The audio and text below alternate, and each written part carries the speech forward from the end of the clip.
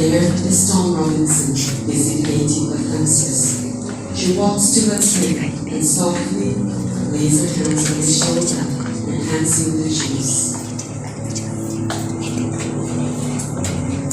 Her hands touching his, and Tom feels a soft gaze fall upon him. Mayela hasn't given him the look for a few days now, and Tom finds her nice and beautiful as she is. When he hands her the empty glass, she takes it and places it on the fence near her. She steps forward a little closer and then reaches for his hand. This time, there is no glass, and she has her eyes on Tom's dark hands with paint stains. Her soft palm against his rough and weather-worn hands.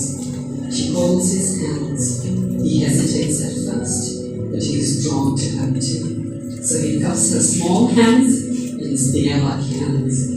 He gently reaches to caress her.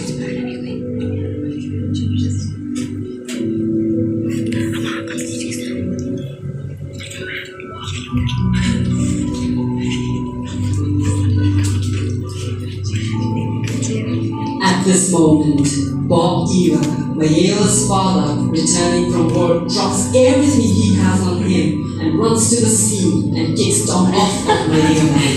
He then drags Mayela inside the house. He hits Mayela and gives her an earful. Bob then proceeds to call the police and reports Tom Robinson to be arrested for the rape of his daughter, Mayela. The police arrive shortly and arrest Tom without much inquiry. Tom has no nonsense in his court.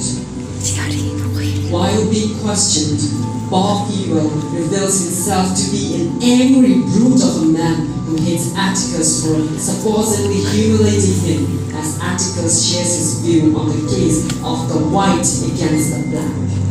Atticus is certain that the poor Tom Robinson is framed and wrongly charged. As the case proceeds, it becomes very obvious from the evidences that Tom Robinson is not guilty of raping Mayela. It seems that in her loneliness, Mayela tried to lead Tom on and was beaten by her father when he found out about her trying to flirt with a black man. One important fact being that the man who assaulted Mayela seemed to be a left-handed man, while Tom Robinson could not move his left arm at all. However, in the end, the jury still finds him guilty. The children who sat through the trial were forced to face the full injustice of the law, as the innocent black man was being passed as the criminal that he could never be. All of this just because he was a man of color, a human of color.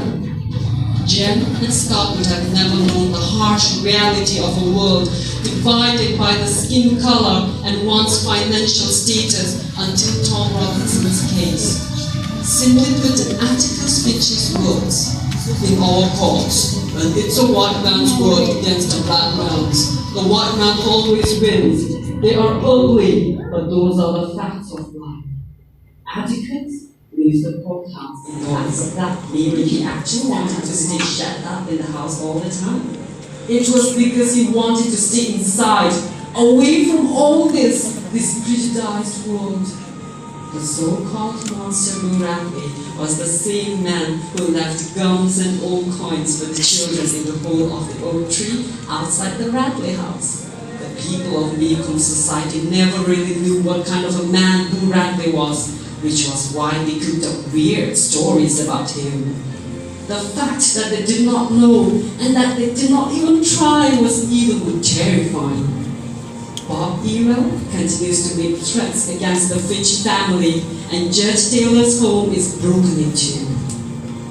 One evening, when Jem and Scott are on their way home from a Halloween pageant at the school, Scott is still wearing her costume, making it a little difficult for her to walk, especially as she has left her shoes behind. Jem becomes convinced someone is following them. Suddenly, they're attacked, and Jem is forced to the ground. In the darkness, Scott finds it difficult to see what is going on. knowing only that someone appears to have stopped their attack. She spots someone carrying Jem towards her house and follows them, arriving home safely. Their attacker is revealed, and Bob Ewell is found dead with a knife through his ribs. Scout is amazed to discover that the man who rescued her and carried Jem back to the house is Bradley. In all this, there is news that Tom had tried to escape from prison and was killed in pursuit.